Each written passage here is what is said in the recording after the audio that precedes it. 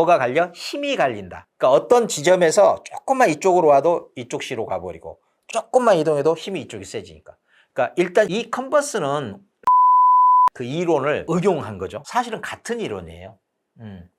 질문의 퀘스천을 어디에 달아뒀느냐 이 차이겠죠.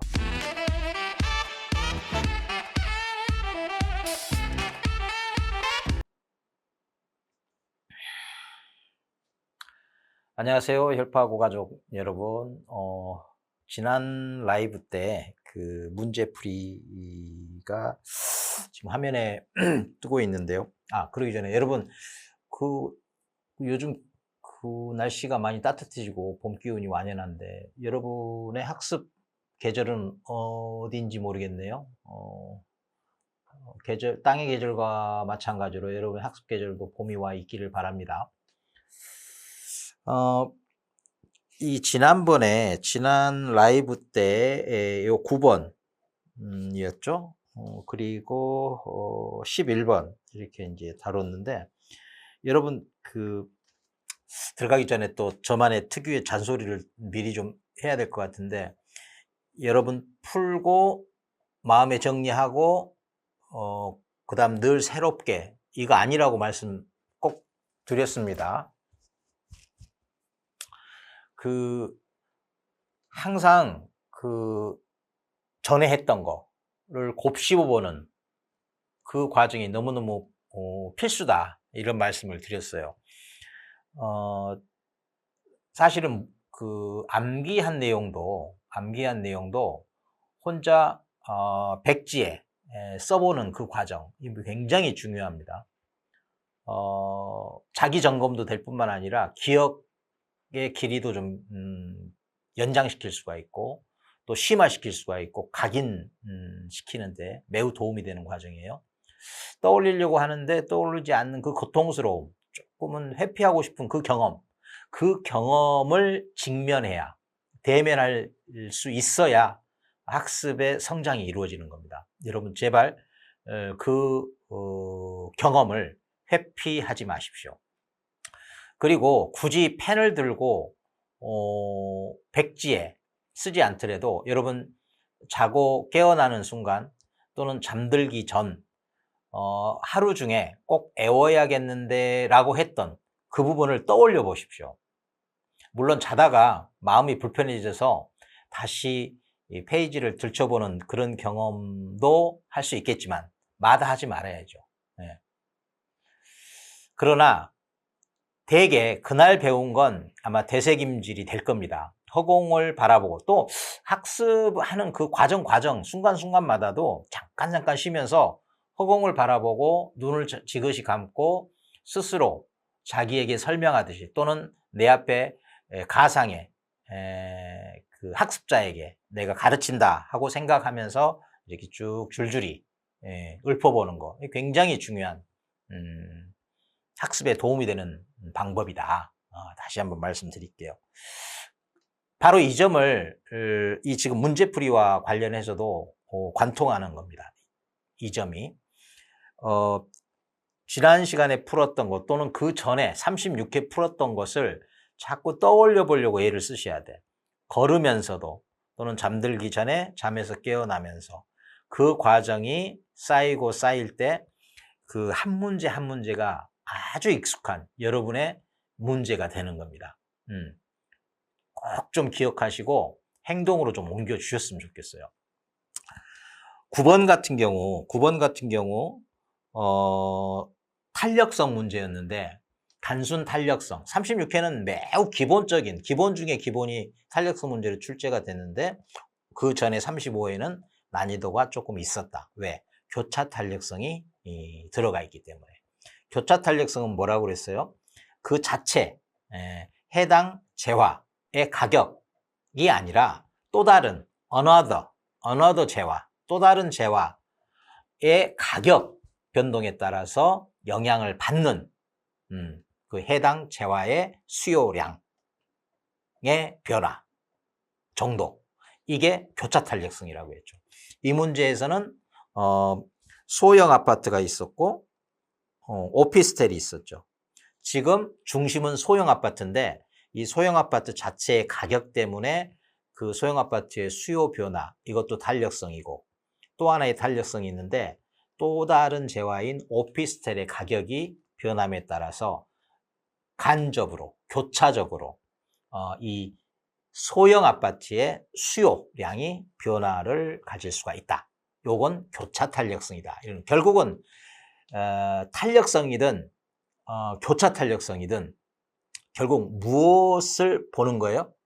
이 원래 당해 해당 재화. 그러니까 여기서는 이 소형 아파트 수요량의 변화를 보는 거다. 요 점을 놓치지 않으면 되는 겁니다. 그리고 보통 수요의 가격 탄력성 이럴 때 절대값으로 표현하지만 사실 방향을 따지자면 수요는 가격이 오르면 내려가고 감소하고, 가격이 내려가면 수요는 늘어나죠. 역방향이죠. 그래서 소형 아파트 가격이 2% 상승했다 그러면 여기에 탄력성을 붙이되 마이너스를 붙여야 한다. 그런데 오피스텔 가격의 변동의 경우 그 영향으로 이 소형 아파트의 수요는 같은 방향이다. 왜 그러느냐? 대체제이기 때문에. 대체제란 말이 나오죠. 오피스텔 가격이 오르면 오피스텔 수요가 떨어지고, 오피스텔 수요가 떨어지면 대체제니까 소형 아파트 수요는 늘어난다. 대체. 그러니까 원래 오피스텔 가격하고 이 소형 아파트의 수요량하고는 같은 방향을 이룬다. 그러니까 이 경우는 가격 상승분 곱하기 탄력성 해놓고 마이너스 붙일 필요 없다. 이렇게 되는 거죠. 마이너스를 붙여야 되느냐 말아야 되느냐. 요게 이제 포인트였던 거죠. 이거를 9번을 복습하실 때는 요 포인트를 기억하셔야 되는 거죠. 나머지 계산은 여러분이 기억하지 않을래도 이미 여러분에게 체화되어 있는 사칙 연산에 해당하는 거 아니겠습니까? 사칙 연산까지 현란하게 다 암기하려고 애를 쓸 것은 아니겠죠. 당연히. 그리고 지난 시간에 11번 이게 이제 디맨드, 수요죠. 서플라이, 공급이죠. 또 디맨드가 있죠. 이 디맨드가 변한 겁니다. 수요가 변한 겁니다. 그리고 그 전에 균형 가격, 균형 거래량 이런 말이 나오죠. 그런데 지금 변하지 않는 건 공급이고요. 변한 게 이제 수요가 D1에서 D2로 바뀌었다는 거 아니겠어요? 그러면 균형 가격을 구하려면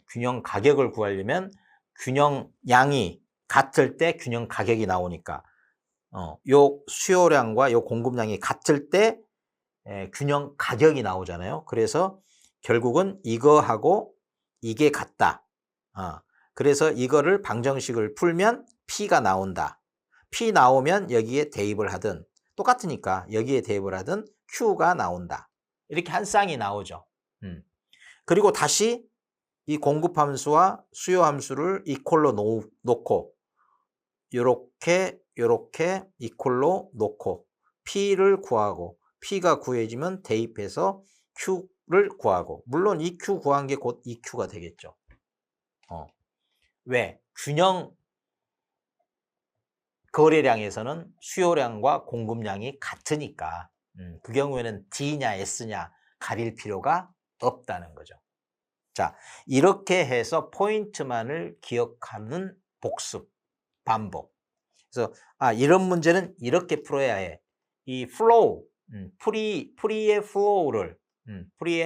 플로우를 기억한다. 이런 마음가짐으로 복습을 해 나가시면 좋겠다. 그리고 이제 간간히 실제로 이제 그 풀어보는 것들은 그러니까 약간의 변형이 나왔을 때 그때는 직접 계산기를 눌러가면서 풀어보는 게 좋겠죠. 무조건 포인트만 기억한다고 될 일은 아니니까.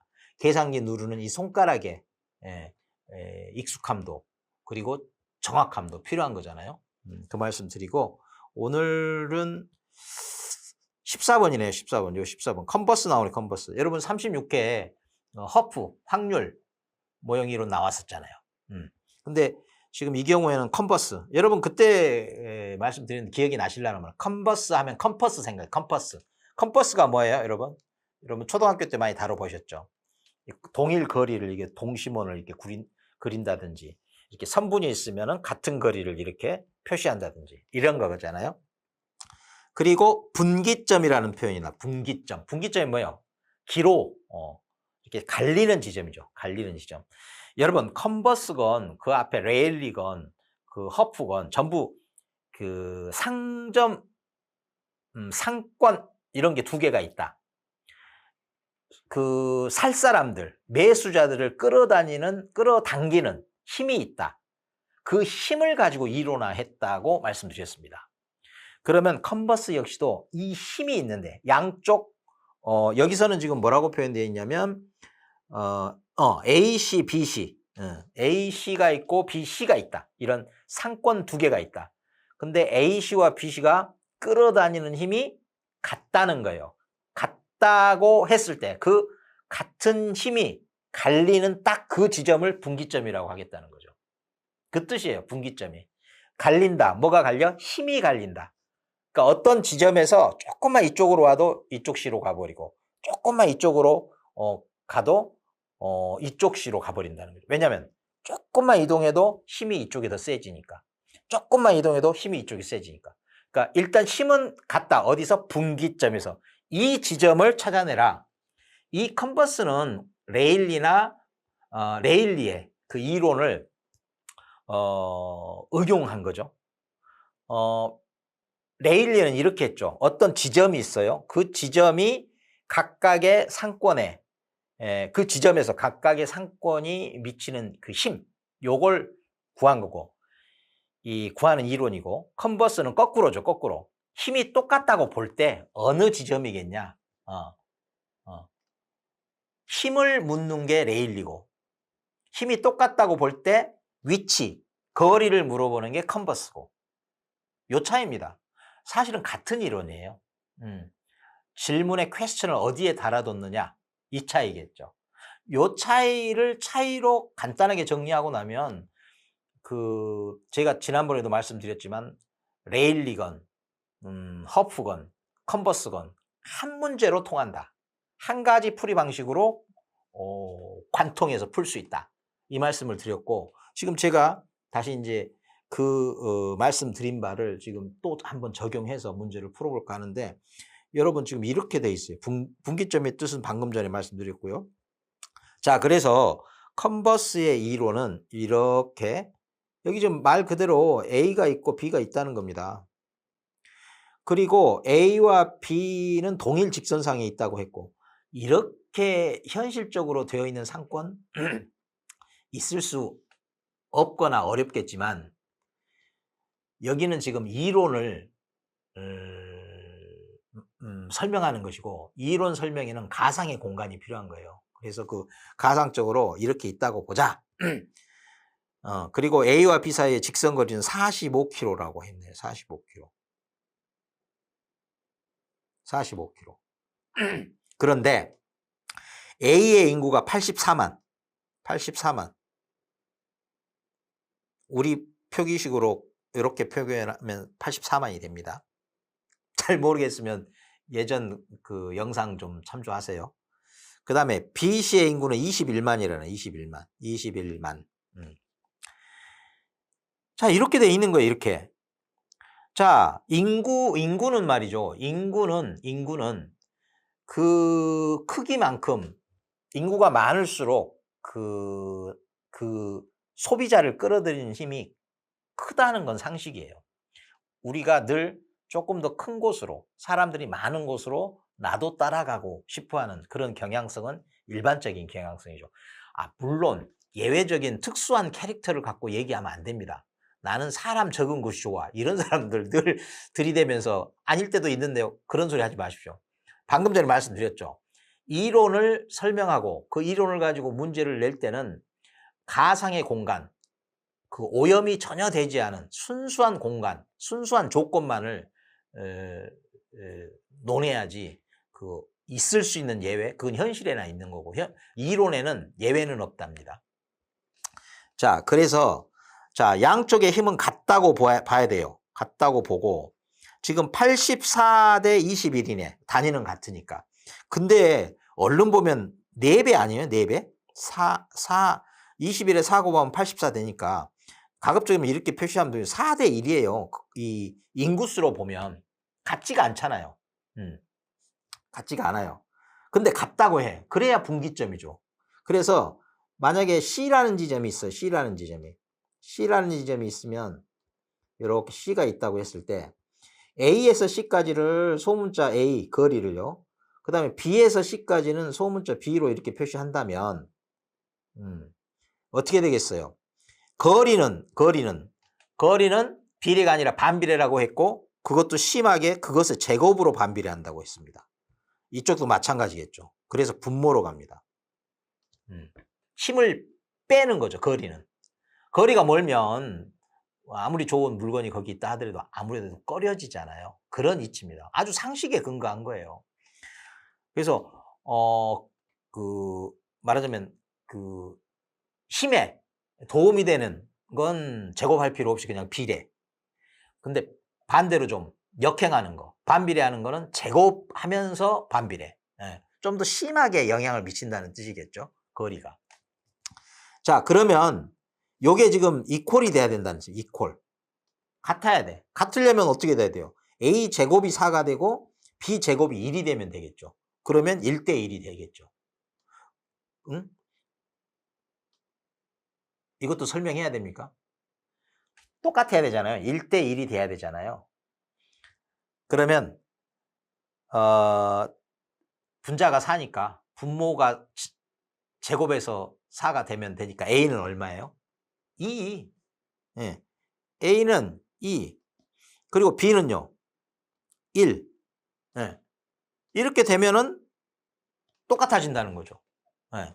그래서 요 A의 거리는 2대 1이라는, 여기가 A가 2고 B는 1이라는 거예요. 근데 이건 비례잖아요. 비례를 나타내는 게 2대 1. 몇 킬로미터를 2대 1로 가른 거예요? 45km를 2대 1로 가른 겁니다. 요 45km. 전체가 45km인데 2대 1로.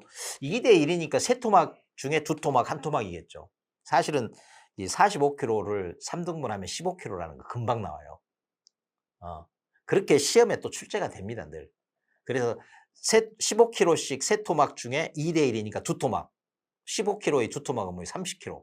그래서 답이 30km 나오는 거예요. 이렇게. 그런데 굳이 아무리 간단한 것도 셈 공식에 의해서 풀어야 되겠다라고 하는 분은 이렇게 풀겠죠. 45km 중에 전체 3인데 그 중에 2다. 3분의 2다. 그러면 45죠. 3 나누면 결국은 이것도 15로 될 거 아니에요. 그래서 곱하면 30 이렇게. B는요. 똑같죠. 45 곱하기 전체 3 중에 1에 해당하는 것. 그래서 약분 15 곱하기 1, 15 이렇게. 사실 그 분수를 푸는 그건 이미 여러분이 알고 있다고 보고 싶은데 혹여라도 그게 잘 안 되면 대개 이 컨버스 문제는 딱딱 떨어지게 나옵니다. 절대 안 떨어지게 나오기 힘들어요, 문제가. 그래서 예컨대 아까 그 84대 21로 놓지 말고 4대 1로 좀 줄일 수 있는 만큼 줄여서 비례를 표현하고 또 45km, 근데 2대 1이니까 딱 합하면 3이잖아요. 느낌이 오잖아요. 이거 한두 번 풀어보면 금방 느낌이 옵니다. 세 토막이다. 45를 세 토막으로 나누면 15, 15, 15. 그 중에 두 토막 30. 그리고 나머지 한 토막 15. 문제에서는 또 거리를 B쪽 을 물어볼 수도 있겠잖아요. A씨로부터 얼마냐가 아니라 B씨로부터 얼마냐 이렇게 물어보면 답은 또 달라지겠죠. 얼마로? 1번 15km가 되겠죠. 이런 응용은 얼마든지 있을 수 있다. 근데 여러분 여기서 지금 중요한 것은 사실 계산기 없이도 풀 수 있는 종류의 이 문제예요. 또 여기다 계산기 들이대면 또 이게 좀 더 복잡해지는 게 있는데 근데 여러분 그런 분도 계시니까 제가 한 가지만 보여드릴게요. 이게 지금 45 곱하기 3분의 1이라는 것까지 알고 계신다면 이거예요. 이거는요. 이 3분의 1은 1 나누기 3이잖아요. 1 나누기 3. 그러니까 45 곱하기 3분의 1은요. 곱하기 1하고 나누기 3 하면 15로 이렇게 나옵니다. 15로 이렇게. 여기가 2면요. 3분의 2면. 다시 해볼까요? 보이시나? 보이시죠? 자, 45 곱하기 분자 곱한 다음에 나누기 3 이렇게 하면 30 나와요. 30 이렇게. 지난 시간에도 요 비슷한 분수 나왔었잖아요. 분수 나와서 계산기로 누를 때는 어떻게 누르라 이런 말씀을 드렸단 말이에요. 그러니까 필요에 따라서 그 유연하게 본인에게 유리한 방식을 선택할 수 있는 정도의 여유가 생기면 너무너무 더할 나위 없이 좋겠죠. 어느 하나에만 고정되어 있다면 소위 말해서 탄력성이 떨어지는 거잖아요. 그러니까 우리 그 시험에 그 응대하는 수험의 어떤 탄력성이라고 해야 될까? 뭐 이런 거 좋으면 탄력성이 크면 클수록 좋은 거죠. 네. 시험 난이도가 달라짐에 따라서 우리의 시험 점수가 달라지니 우리 시험 점수의 난이도 탄력성 이렇게 표현할 수 있겠네요.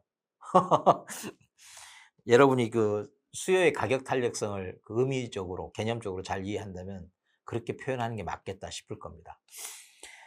여러분 지금 지난 시간에 했던 거 그다음에 지금 하고 있는 거까지를 잠깐 눈을 감고 헤아려 보고 이렇게 곱씹어 보고 인출해 보십시오. 그러면 여러분이 이해했는지 안 했는지를 스스로 정확하게 체크할 수 있습니다. 그 착각 속에 빠지지 않아도 된다는 거예요. 그러니까 내가 아는지 모르는지 착각 없이 분명하게 체크하고 싶으면 항상 눈을 감고 헤아려 보고 인출해 보고 그게 가장 최선의 방법이다. 가장 좋은 최선의 방법이다.